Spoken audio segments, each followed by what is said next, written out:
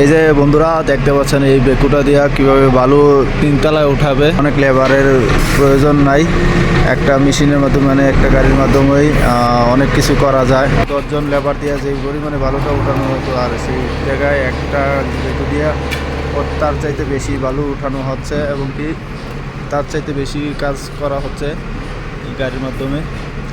দেখবেন কিভাবে উঠায় তিনতলায়।